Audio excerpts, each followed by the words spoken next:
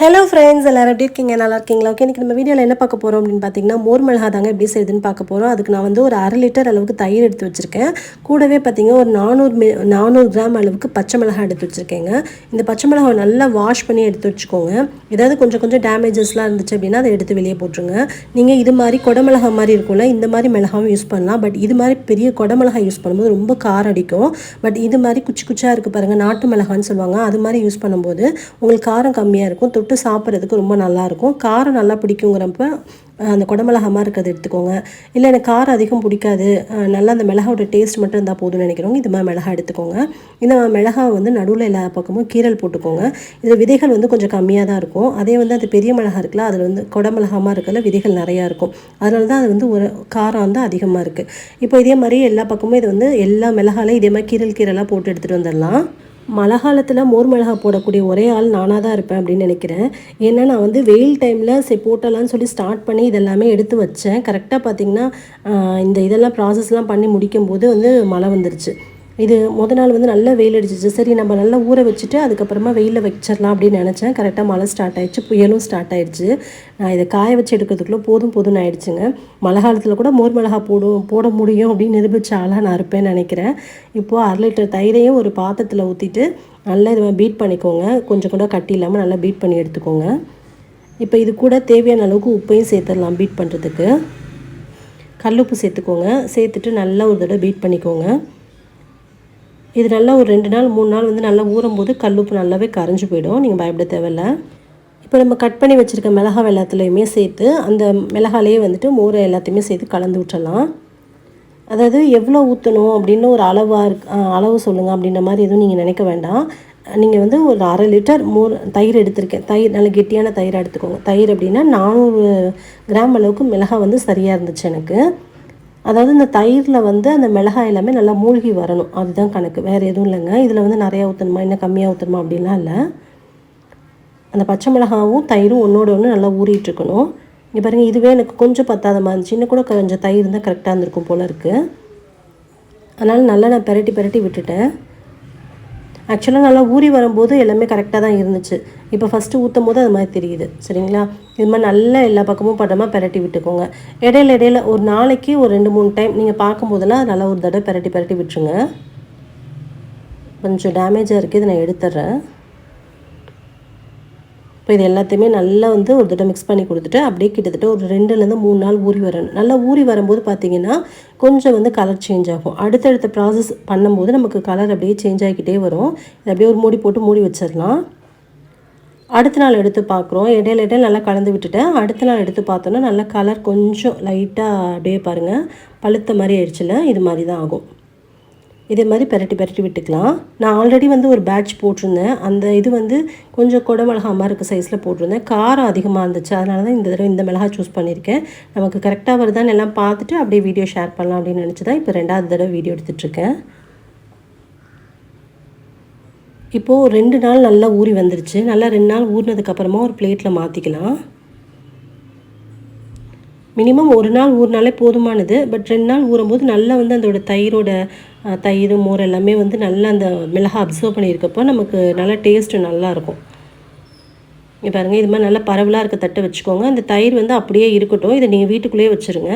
மீதி அந்த மிளகாவை மட்டும் நீங்கள் போயிட்டு நல்லா வெயிலில் காய வச்சு எடுத்துகிட்டு வந்துடலாம். வெயில் பார்த்திங்க அப்படின்னா ரொம்ப விட்டு தான் எப்போவாவது ஒருக்கு தான் வெயில் இருக்க மாதிரி இருந்துச்சு. கரெக்டாக கிட்டத்தட்ட எனக்கு இதை காய வச்சு எடுக்கிறதுக்கே ஒரு 15-20 நாள் கிட்ட வந்துருச்சு. ஏன்னா நான் போட்ட டைமில் வெயிலே சுத்தமாக இல்லை. எப்போவாவது ஒருக்க ரொம்ப ரேராக தான் வெயில் வந்துச்சு. இது ஃபஸ்ட்டு டைம் போட்ட மிளகாவே பார்த்திங்கன்னா லைட்டாக நமுத்த மாதிரி இருந்துச்சு. அதனால தான் வந்து அதையும் சேர்த்து வெயிலில் வச்சுக்கிட்டேன். இங்கே பாருங்கள், வானம் எப்படா மழை வரும் அப்படின்னு ரெடியாக இருக்க மாதிரியே இருக்குது. அந்த டைம் வெயில் அடிக்கும் போது நான் வச்சு எடுத்தேங்க. நான் தான் ஏற்கனவே சொன்ன மாதிரி மழை வர டைமில் கூட மோர் மிளகா போடுற ஒரே ஆள் நானாக தான் இருப்பேன் அப்படின்ற மாதிரி நான் இந்த டைம் பண்ணிட்டேன். வெயில் டைமில் பண்ணியிருந்தோம் அப்படின்னா ஒரு 2-3 நாள் தான் நல்லா காஞ்சிரும். இங்கே பாருங்கள், அடுத்து வெயிலில் காய வச்சு எடுத்துகிட்டு வந்ததுக்கப்புறம் இப்படி தான் இருந்துச்சு.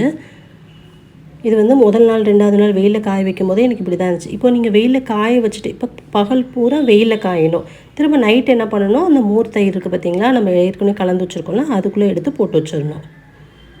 இவ்வளோதாங்க ப்ராசஸ். இந்த தயிரெல்லாம் அப்சர்வ் ஆகுற வரைக்குமே நீங்கள் வந்து எடுத்து காய இதுக்குள்ளே எடுத்து போட. இந்த தயிர் எப்போ சுத்தமாக காலி ஆகிதோ அதுக்கப்புறம் நீங்கள் ஃபுல்லாகவே வெயிலில் மட்டும்தான் வைக்கணும். அதுக்கப்புறம் தயிரில் போட தேவையில்ல. அதாவது ஈவினிங் டைம் ஆயிடுச்சு, ஒரு 4 மணி ஆயிடுச்சா எடுத்துகிட்டு வந்து உள்ளே வச்சுருங்க, வீட்டுக்குள்ளே வச்சுருங்க. திரும்ப அடுத்த நாள் காலையில் வெயில் அடிக்கும் போது வெயிலில் வச்சுக்கோங்க. இது மாதிரி மாற்றி மாற்றி பண்ணிகிட்டே இருந்தோம் அப்படின்னா வெயிலில் நல்லா காஞ்சி எடுத்துட்டோம் அப்படின்னா நம்மளோட சூப்பரான மோர் மிளகா தயாராகிடும். இது சாம்பார் சாதம், ரசம் சாதம், பழைய சாதத்துக்கு அவ்வளோ டேஸ்ட்டாக இருக்கும். தயிர் சாதத்துக்குமே ரொம்ப நல்லாயிருக்கும். இப்போ இது மாதிரி நல்லா கலந்து கொடுத்துட்டு மறுபடியும் வந்துட்டு அப்படியே மூடி போட்டு மூடி வச்சிடலாம். மறுபடியும் அடுத்த நாள் வெயில் அடிக்கும் பாருங்கள், அந்த டைமில் திரும்ப காய வச்சு எடுத்துக்கலாம். இதே தாங்க ப்ராசஸ். ஜஸ்ட் ஒரு மியூசிக்கோட பாருங்கள் நான் என்ன பண்ணியிருக்கேன் அப்படின்னு சொல்லிட்டு.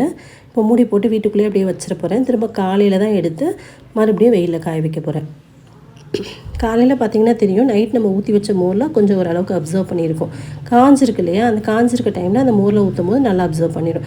கிட்டத்தட்ட எனக்கு ஒரு 3 டைம் வந்து தயிரில் போட்டு போட்டு எடுக்கும் போதே தயிர் எல்லாமே சுத்தமாக காலி ஆயிடுச்சு.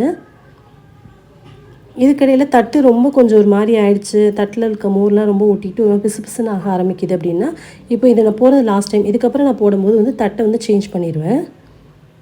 வேறு தட்டில் மாற்றி எடுத்துக்கலாம். ஏன்னா தட்டு பார்க்கவே ஒரு மாதிரி ரொம்ப பிசு பிசுன்னு ஆகிற மாதிரி ஆகிடும். அதனால் வந்து வேறு தட்டில் ஒரு டைம் மட்டும் காய வச்சுட்டு அடுத்து வேறு தட்டில் மாற்றி எடுத்துக்கலாம். அவ்வளோதாங்க. இப்போ எல்லா தயிருமே இதோடய கலந்து விட்டுட்டேன். இப்போ வெயிலில் வச்சு நம்ம காய வச்சு எடுக்க வேண்டியதான் வேலை.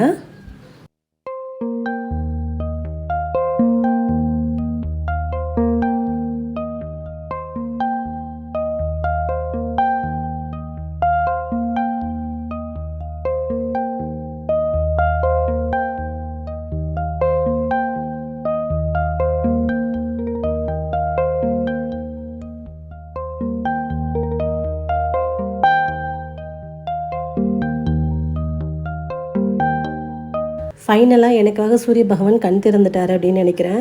புயல் எல்லாமே போயிட்டு கடைசி டைமில் ஒரு 2 நாள் நல்ல வெயில் அடிச்சிட்டு பாருங்கள். அந்த வெயிலில் நல்லா காய வச்சு எடுத்துகிட்டு 2 நாள் தாங்க நல்லா காஞ்சு சூப்பராக காஞ்சிடுச்சு. அவ்வளோதான். ஃபைனலாக நம்ம எடுத்து இது வந்து ஒரு ஏர்டைட் பாக்ஸில் போட்டு ஸ்டோர் பண்ணி வச்சுக்கணும். வெளியிலே வச்சுக்கிட்டா நமுத்து போயிடும். ஏன்னா இப்போ குளிர்காலம் இல்லையா, நமுத்து போயிடும். இப்போ வேணுங்கிறது ஒரு 4 இவ்வளோ தான் நம்ம சாப்பாட்டுக்கு தொட்டுக்க போகிறது. இந்த 4 2 அது இவ்வளோ தான் தொட்டுக்க போகிறோம். இப்போ நான் போட்டு வச்சுருக்கிறதே ஒரு 3 மாதம் வரைக்கும் எனக்கு வரும் தாராளமாக. இப்போ அந்த மிளகாய் வந்து நல்லெண்ணெய் அப்படி இல்லைன்னா விளக்கெண்ணெயில் எடுத்து வறுத்து தொட்டு சாப்பிட வேண்டியது தான்.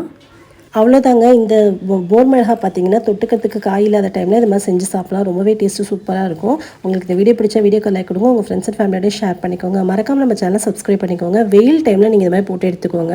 இந்த மாதிரி மழை டைமில் போட்டு கஷ்டப்படாதீங்க. பழைய சாதத்துக்கு மற்ற சாதத்துக்குலாம் தொட்டு சாப்பிடும்போது சாப்பாடு எப்படி உள்ளே இறங்குச்சுனே தெரியாது. அந்த அளவுக்கு டேஸ்ட் ரொம்ப நல்லாயிருக்கும். ஒன்ஸ் நீங்களும் ட்ரை பண்ணி பாருங்கள். வெயில் டைமில் ட்ரை பண்ணி பார்த்து எப்படி இருந்துச்சுன்னு மறக்காமல் கமெண்ட்டில் சொல்லுங்கள். உங்களுக்கு இந்த வீடியோ பிடிச்ச வீடியோக்கு லைக் கொடுங்க. உங்கள் ஃப்ரெண்ட்ஸ் அண்ட் ஃபேமிலியோடய ஷேர் பண்ணிக்கோங்க. மறக்காமல் நம்ம சேனலை சப்ஸ்கிரைப் பண்ணிக்கோங்க. இவ்வளோ நேரம் பொறுமையாக பார்த்தவங்க அனைவருக்கும் ரொம்ப ரொம்ப நன்றி. இன்னொரு இன்ட்ரெஸ்டிங்கான வீடியோலாம் சந்திக்கும் வரை நன்றி, வணக்கம். Thank you, by.